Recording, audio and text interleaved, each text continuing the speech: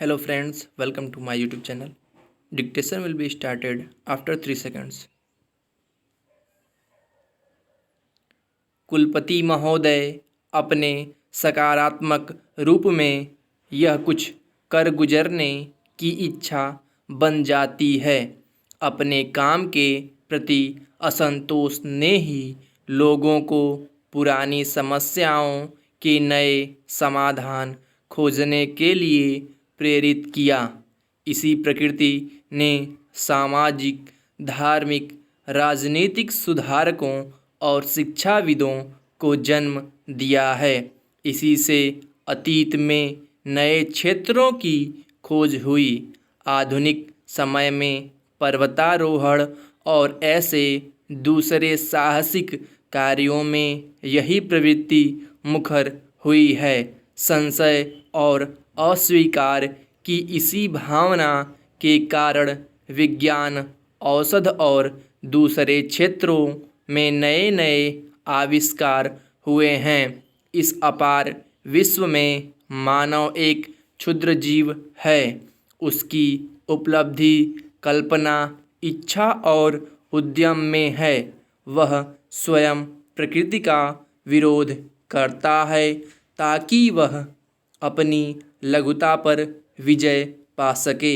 इस तरह से उसने प्रकृति की शक्तियों को अपने वश में करके अपने लाभ के लिए इस्तेमाल किया है।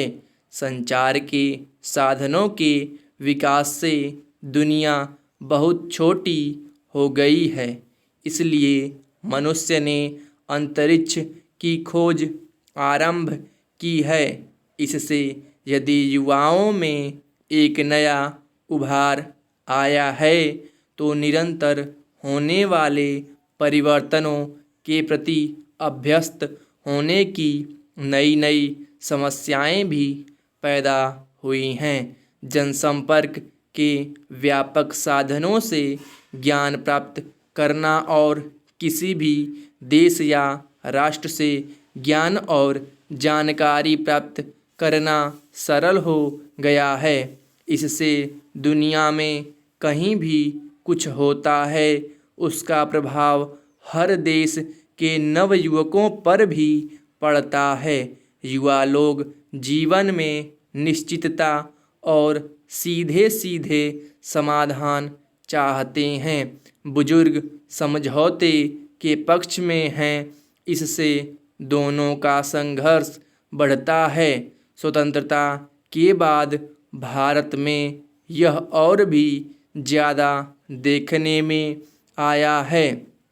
वर्तमान पीढ़ी के पुराने मानदंड आमूल नष्ट हो गए हैं और यह एक नई दिशा की खोज में भटक रही है। हमें एक प्राचीन संस्कृति विरासत में मिली है जिसने हमें अपने लंबे इतिहास की अवधि में जीवित रखा है और हमें असंख्य दुख और मुसीबतें झेलने के लिए बल प्रदान किया है।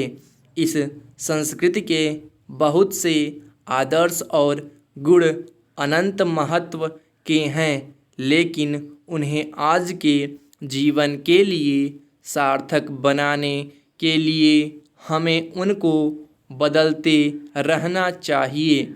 उन्हें उन थोथे अंधविश्वासों और व्यर्थ के रीति रिवाजों से जो सदियों से हमारी संस्कृति में आ मिले हैं मुक्त करना चाहिए।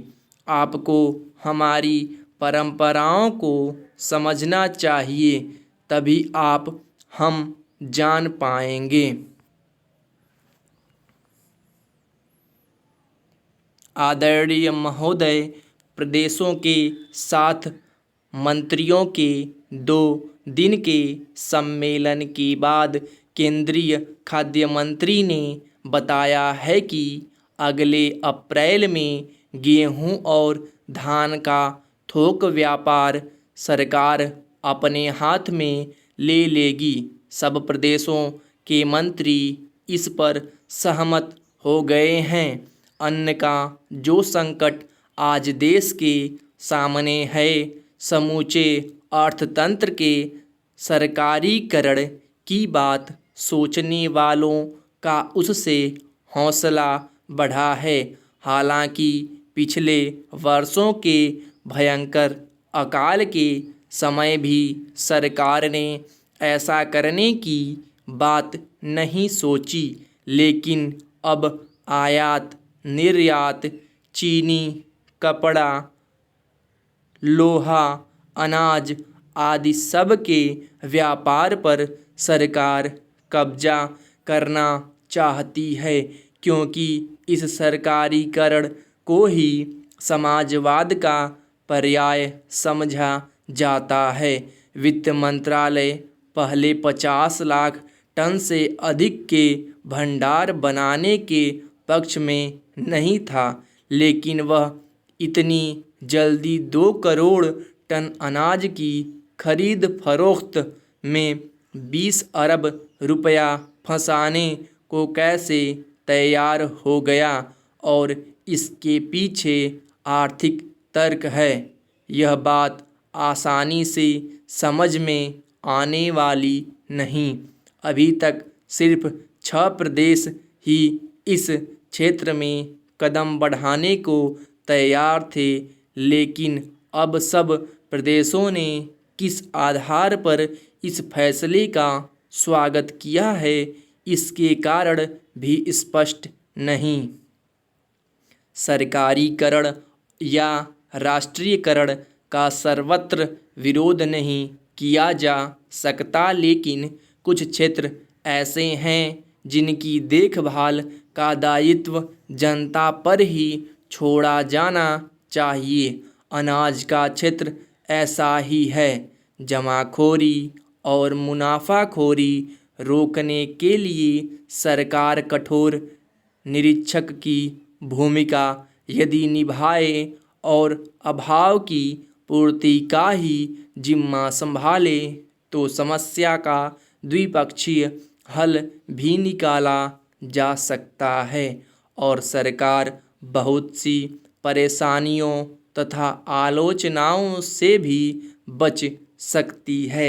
लेकिन अब जो कदम उठाया जा रहा है, उसका परिणाम इससे भिन्न न होगा कि जनता की पहल खत्म होती जाएगी। एक के बाद दूसरे क्षेत्र के सरकारीकरण की आवश्यकता महसूस होगी और सरकार तथा जनता की दूरी दिन प्रतिदिन बढ़ती जाएगी। उपाध्यक्ष महोदय, आप जानते हैं कि इस विधेयक पर आजकल जो बहस हुई है, उसमें हमने पूरा विरोध किया है और इस संबंध में अपने तर्क पेश किए हैं। सरकार ने हमारे किसी भी सुझाव को स्वीकार करने से इनकार कर दिया है। जहां तक इस कानून को अमल में लाने का संबंध है, केंद्रीय सरकार पूरे तौर पर राज्य सरकारों पर निर्भर है। मंत्री महोदय ने कहा है कि कई सूबों ने इस बारे में सहयोग देने का आश्वासन दिया है, लेकिन मैं जानता हूं कि कई सूबों ने इस कानून का बहुत सख्त विरोध भी किया है।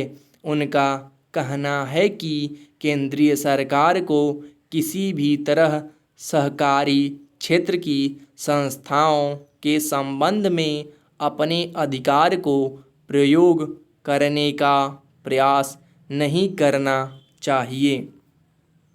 इस सुझाव को पेश करने में मेरा खास मकसद यह है कि अगर सरकार ने इस विधेयक को अमल में लाना ही है, तो फिर यह विधेयक सारे देश में एक साथ अमल में आए और यह तमाम सहकारी बैंकों या सहकारी संस्थाओं पर एक साथ लागू हो, वरना जिस सूबे कि सरकार यह मान लेती है कि इस विधेयक को वहाँ पर अमल में लाया जाए, वहाँ की सहकारी बैंकों को प्रीमियम देना पड़ेगा। इसका परिणाम यह होगा कि यह नया बोझ उस सूबे के बैंकों पर नहीं पड़ेगा जिसकी सरकार इस विधेयक को मानने से इनकार करती है। अगर ये डिक्टेशन पसंद आए तो इसे मेरे चैनल को सब्सक्राइब करें और इसे लाइक करें।